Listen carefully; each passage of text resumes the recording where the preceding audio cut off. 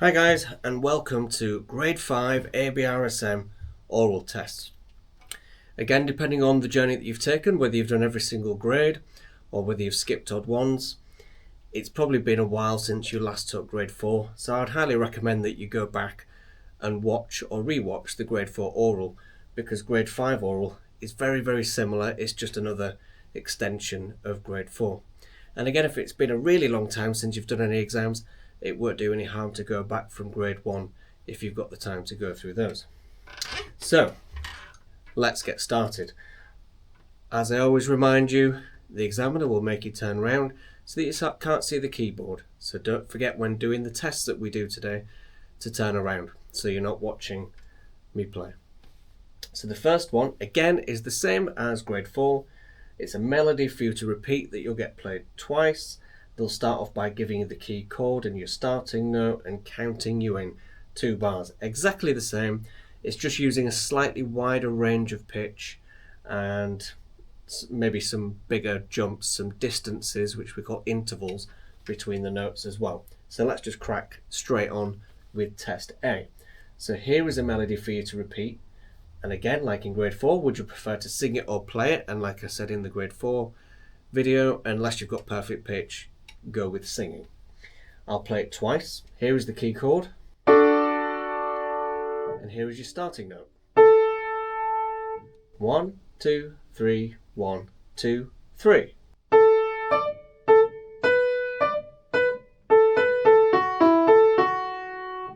And here it is again.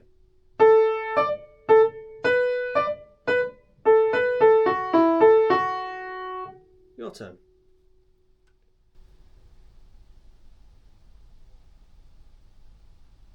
As in previous videos, I don't know whether you're doing it right because I can't hear you, but it's good practice listening and just responding. Okay, let's try another one. So here's a key chord and your starting note.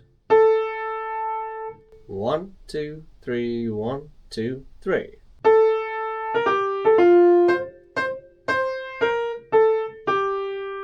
Here it is again.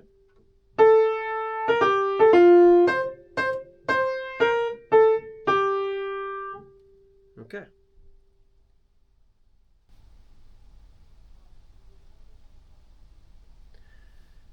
Excellent. I might make future videos where I provide some more tests for these, but for now the most important thing is to save you time in your music lessons by not having to have your teacher explain to you what's going on with all the tests and how to respond in the best way with them all. Now in Grade 4 we had singing by sight.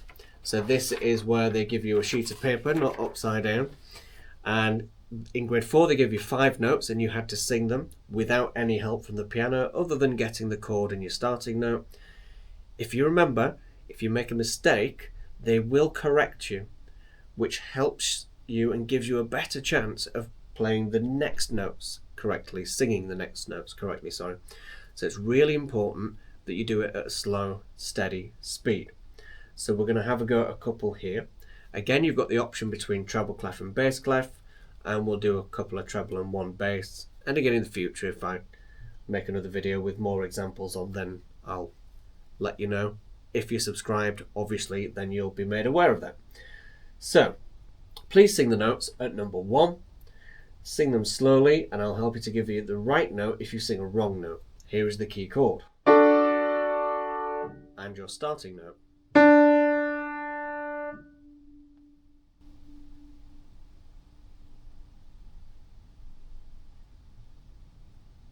So hopefully it sounded something like this.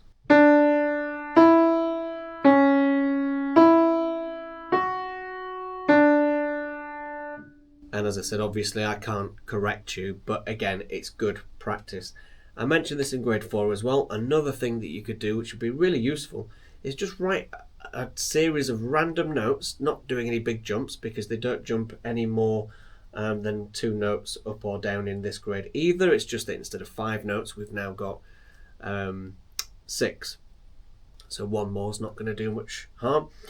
But if you write just a series of random notes, relatively close together, you can practice just singing them back and testing each one with the piano.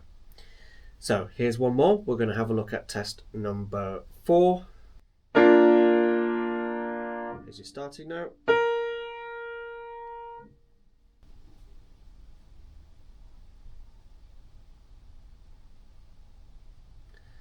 And hopefully that sounded a bit like this.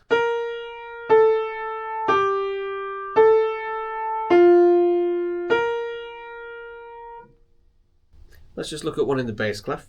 So we're going to look at test number 8. Here's the key chord. And your starting note.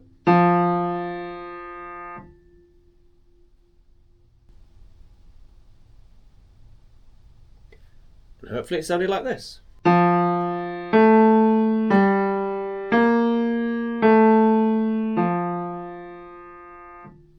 Okay, now we can move on to test C, which again, like the previous grades, is the same principle. You get a piece of music and that you've got to listen to, and you've got to answer questions on either dynamics, articulation, tempo, tonality, or character. So they're going to pick one of those.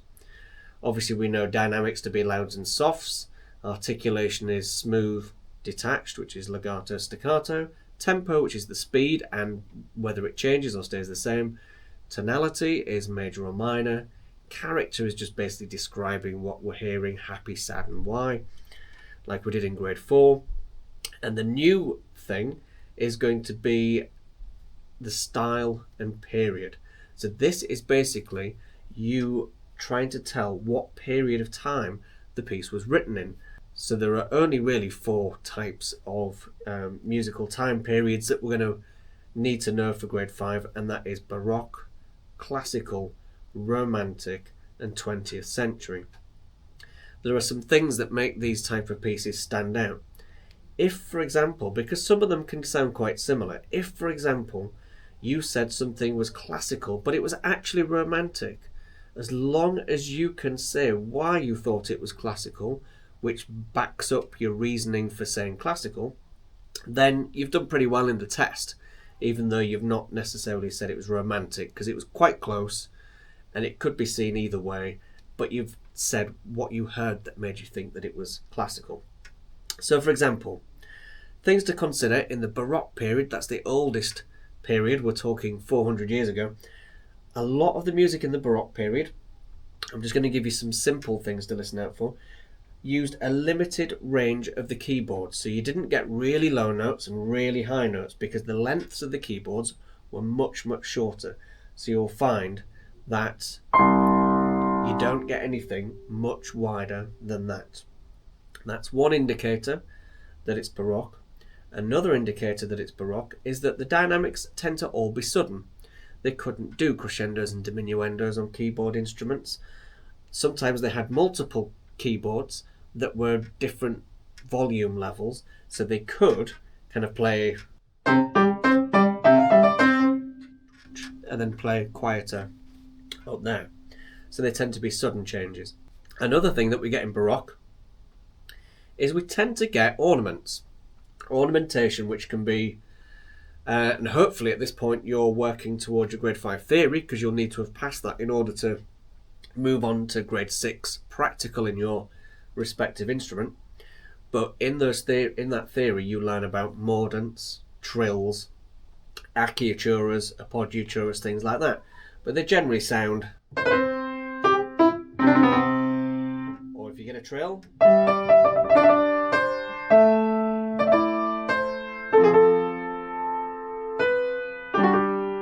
that kind of thing.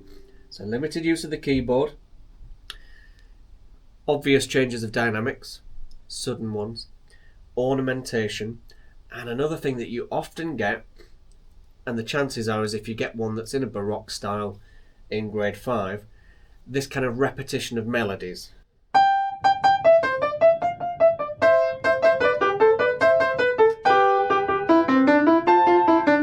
Hear how it keeps copying each other. It's quite a common thing that you get in Baroque music, and that theme can run all the way through. So if you add that together with a limited use of the keyboard, ornaments, repetitive melodies going in different parts, often at the same time, and dynamics that either don't change or change without crescendos or diminuendos will sound a bit like this.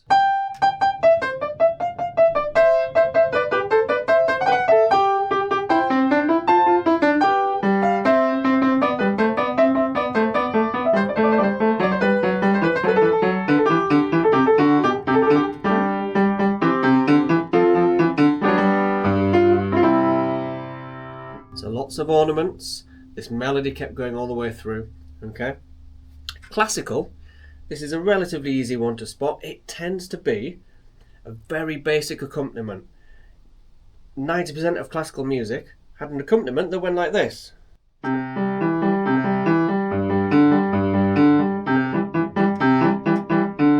That kind of thing. Very repetitive, very simple, because the focus was on how virtuosic, how fancy the musician could play the melody. Okay, which is why, for example, you probably know this piece.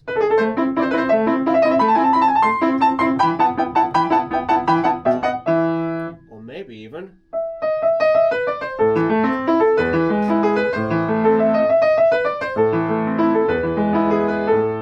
So the left hand, very, very repetitive. Or like I say, the left hand, simple, repetitive. The keyboard did get a bit wider, so we might get a wider range of pitch. Dynamics, we're now able to do crescendos and diminuendos, but the key thing we're looking out for is that very basic melody and accompaniment. Romantic music, this is where kind of chords tend to take a bigger role within the music. We've got the full length of the keyboard, we've got a much wider range of dynamics, particularly as the pianos were advancing. So something that sounds more chordal, using a wider range. Quite often we'll get more melodies appearing in the left hand. Something like this, for example.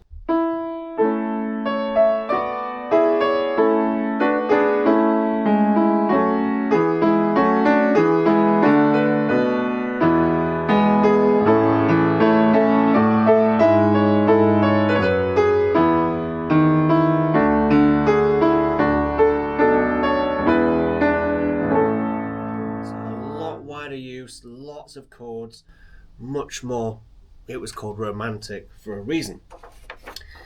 20th century is an easy one.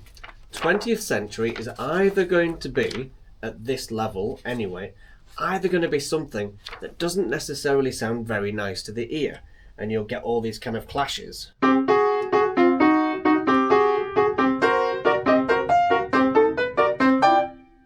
It's pretty obvious that it's not one of the other three, and your reasoning can be because there was a lot of clashes in the chords and the notes.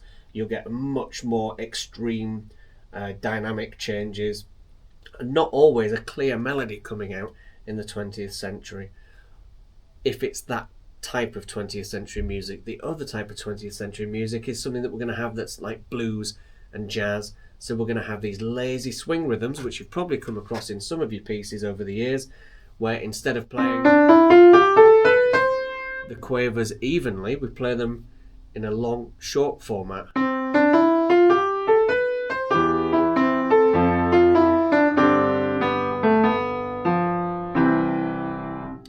So if it's 20th century and it's bluesy and jazzy, we're looking for the swing rhythms as an indicator, and we're also looking for acciaturas. These get used a lot.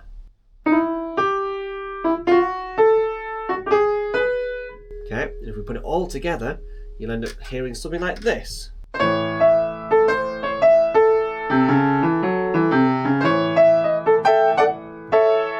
So again, there's a clear difference between most of the time periods, in particular the 20th century, Romantic and Baroque.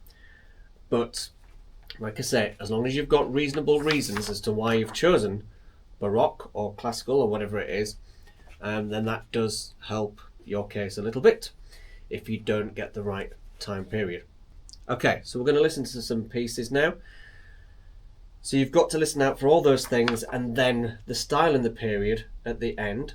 Okay. The other thing that you have to do is, just like in grade 4, When you've done all of that, they'll play you another passage from the piece twice, which you've got to clap the rhythm for back.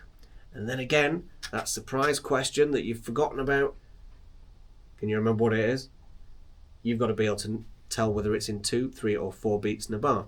At which point, if you've forgotten about that question, you don't get to hear the music anymore. So you've got to remember it whilst you're listening for all those other things as well. Have a listen to this, see what you can do.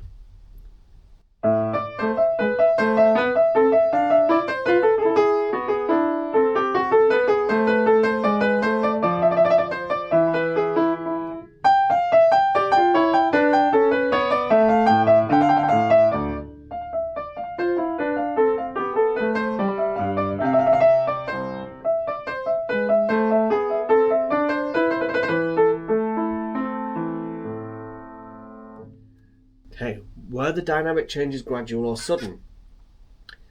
Think about this when we're also collecting information like a detective to figure out what style and period this is from as well. I would say that the changes were sudden. Where was the loudest point?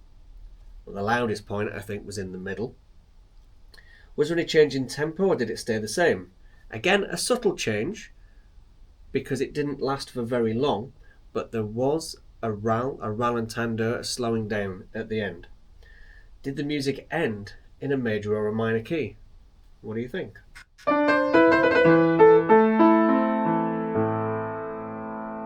It was minor, wasn't it? Because it sounded sad.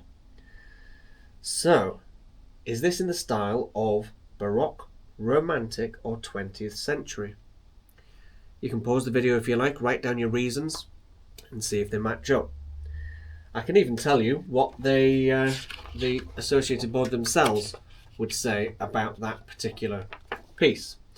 So, I would agree with them in saying that it's a piece of Baroque music, and that is because it had lots of ornamentation and it had some melodic ideas in both the upper part and the lower part, unlike classical where it's melody and accompaniment. It used a limited range of the keyboard and it had some light articulation. Okay, now I'm going to play you a section of this, 2 bars of it, 3 bars of this in fact. I'll play it twice and I'd like you to clap it back for me.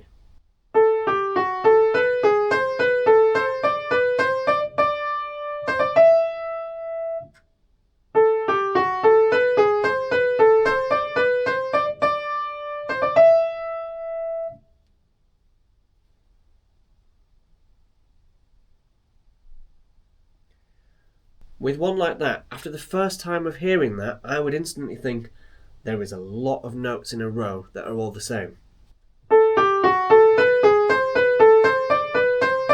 The only bit that changes was the... Okay, so on the second hearing, I would think I'm going to count those notes. 1, 2, 3, 4, 5, 6, 7, 8, 9, 10, 11, 12, 13, 14. So all I've got to remember is that ending. And go 1, 2, 3, 4, 5, 6, 7, 8, 9, 10, 11, 12, 13, 14. So listen out for patterns or repetitions that are going to make it easier for you when you listen to it the second time round to be able to remember it, because I appreciate these are quite long. And the question that you've forgotten about, is this in 2, 3 or 4? Hopefully you said it was in 3. If you forgot to listen out for it, make sure in the future when you're listening that you remember to figure out if it's in 2, 3 or 4 beats in a bar. Have a listen to this piece.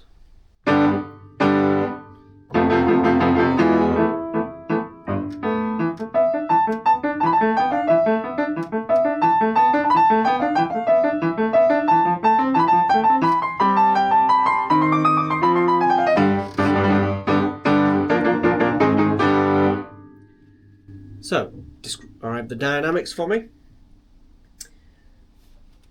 I would basically say that generally the piece was quite loud. It had a couple of occasions where it suddenly went quiet, but otherwise, generally speaking, we're looking at forte and fortissimo. Did the tempo change or did it stay the same? I think it stayed the same. What in the music gives this piece its character? It's very energetic because of the big chords and driving fast notes. This accompaniment makes it sound quite exciting as well, and the dynamics as well add to that, don't they? So is this Baroque, classical or 20th century? Well, it used a wide range of the piano. It had a lot of chords in it. There were some clashes in there, not as bad as it could be, but there were some clashes in there. And through part of it, there was a melody and accompaniment, but not the whole way through, because the rest of the piece was largely based on chords. So I would say that those musical features tell us that it's Baroque. Let's see what the exam boards say. And they basically say 20th century based on strong repeated chords, wide dynamic range, sudden changes of use of some dissonance. So it's basically saying that occasionally they're using some notes that clash and basically don't sound so nice. And contrast between major and minor. That was another interesting one that we got there, because it was in a short space of time that it was changing from major to minor. Classical music and Baroque music tends to be much more structured, so we tend to have a fairly sizable section in one key.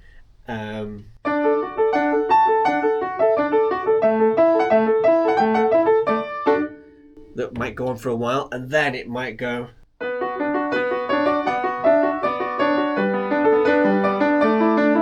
have a nice little minor bit in the middle and then go back to the major. So it was changing quite often in there.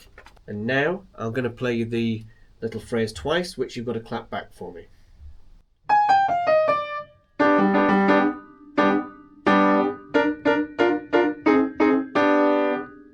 here it is again.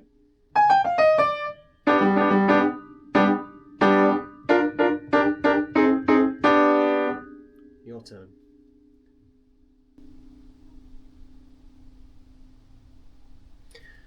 And the question that hopefully you've remembered this time is the piece in 2, 3 or 4? And hopefully the answer was 4.